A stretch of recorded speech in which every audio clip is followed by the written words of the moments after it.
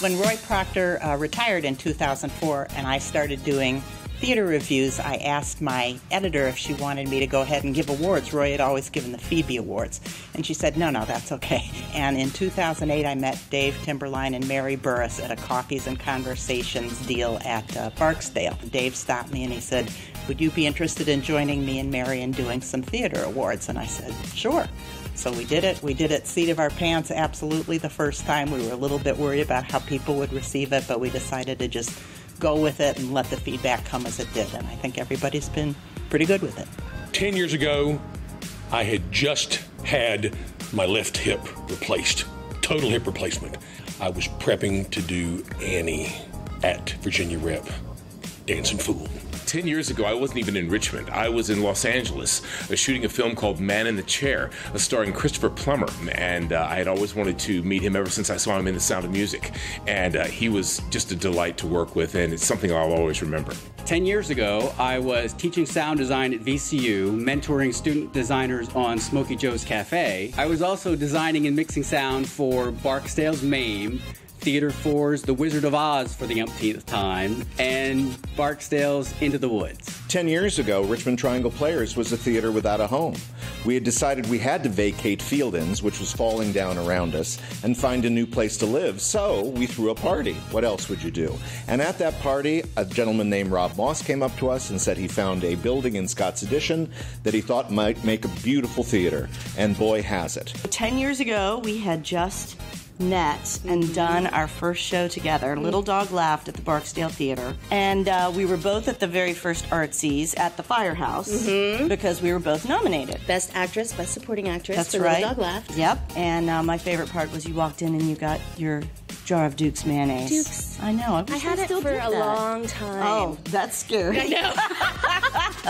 2007 was my busiest year as a video producer, with clients like Capital One, SunTrust, AMF Bowling, PFG, Wachovia, DuPont, and Circuit City. Remember them? And I'm sure a lot of you actors were in some of those videos. 10 years ago, I was set designer for The Tale of the Allergist's Wife at the Firehouse Theater, and I was fly rail operator for The Wizard of Oz at Theater 4. I was on the backstage crew for Brooklyn Boy and Into the Woods at Barksdale at Willow Lawn, and fly rail operator for A Christmas Story at Theater 4. 10 years ago, I was 4 years old. 10 years ago, I was delighted to start my acting career here in Richmond with the Henley Street Theater Company. I did all 4 of their shows in the first season. I was especially delighted to be nominated for Best Supporting Actor for my work in The Seagull. 10 years ago, I had just started reviewing for the Richmond Times-Dispatch. I had just started teaching for the dance department at VCU.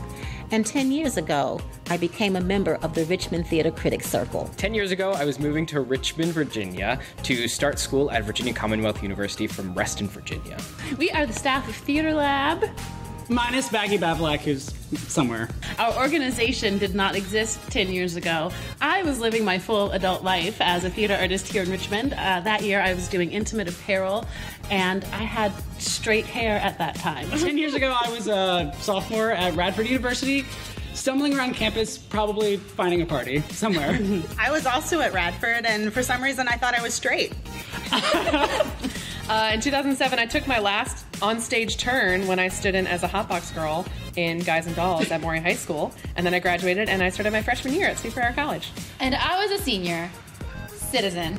I was a senior in high school. 10 years ago, I was producing my 5th season for Carol Pearsall at the Firehouse Theater Project. As a staff member, I stumbled upon the inaugural Artsies Gala and was completely enthralled with how the event turned out.